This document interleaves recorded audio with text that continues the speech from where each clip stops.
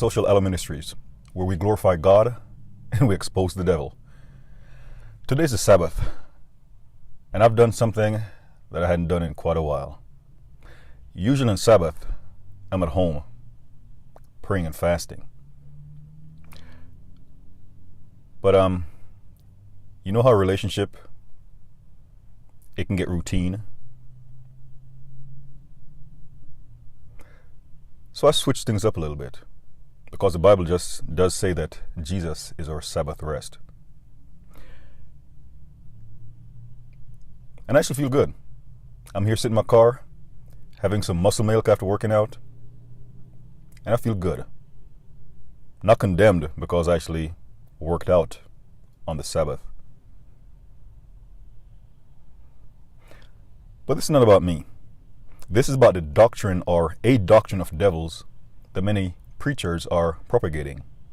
Now, arguably, the most popular doctrine of devils out there is that the devil and his demons do not exist.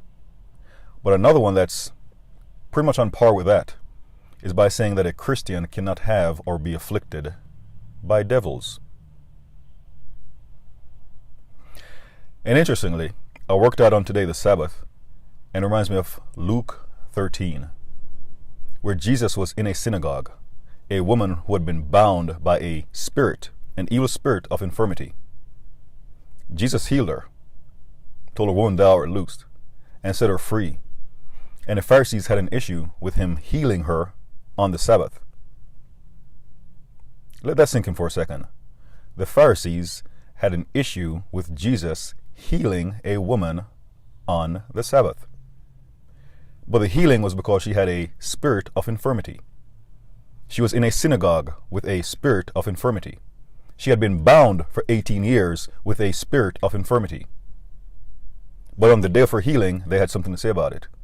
And how did she get healed? Because the Lord cast a devil out of her, and she was in the house of God.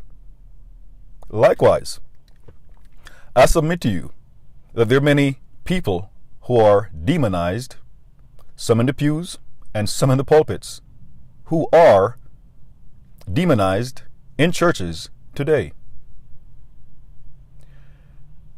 And the devil is having a field day, because these preachers keep on telling you that doctrine of devil, saying that a Christian cannot have devils.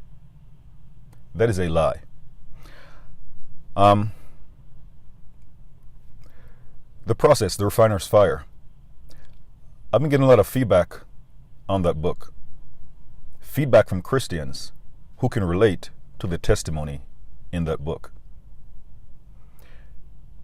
The Bible also speaks about, by 2 or 3 witnesses, let every matter be established.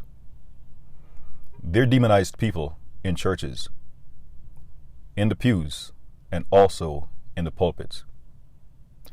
It is time for preachers to re-examine their theology about if a Christian can have a devil or not. Paul wrote about lest Satan should get an advantage of us because we are ignorant of his devices.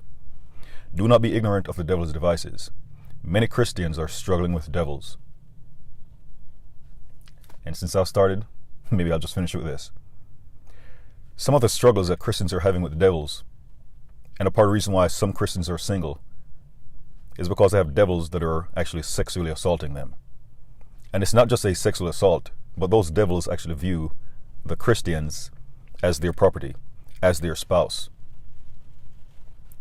And there are other Christians who are having other kind of struggles with devils, and they can't even speak about it because of what's being preached, what's being propagated in churches about a Christian cannot be demonized. And maybe they're thinking that something's wrong with them. Some are even thinking that they're not saved because a devil is afflicting them. But Jesus chastised those Pharisees because they would loosen their ox on the Sabbath so that the ox can get water, can get fed. But they had an issue with that woman who had been demonized getting liberated because it was on the Sabbath. So yes, I did enjoy my workout on the Sabbath. No condemnation about it. A lot of times we can get so wrapped in our own theology that we may not adhere to the law of Moses, but we become legalistic and we do not enjoy the freedom that we have in Christ. And it's not a freedom to sin, but a freedom from sin, to include a freedom from devils. And just as the Lord told his apostles back then about he's commissioned them to do many things, to include cast out devils. And that is something that we need to start doing, in part by recognizing that there are devils. Now, that is not my alarm, but at least I'm getting ready to finish up. But I think I'll close with this.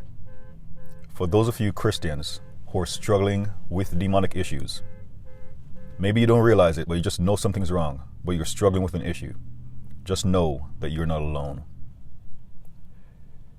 Know that you are not alone. And the same way Jesus set the woman free from the spirit of infirmity, who had her bound, bent over, even in the house of God for all those years, Jesus is still setting the captives free. God bless you.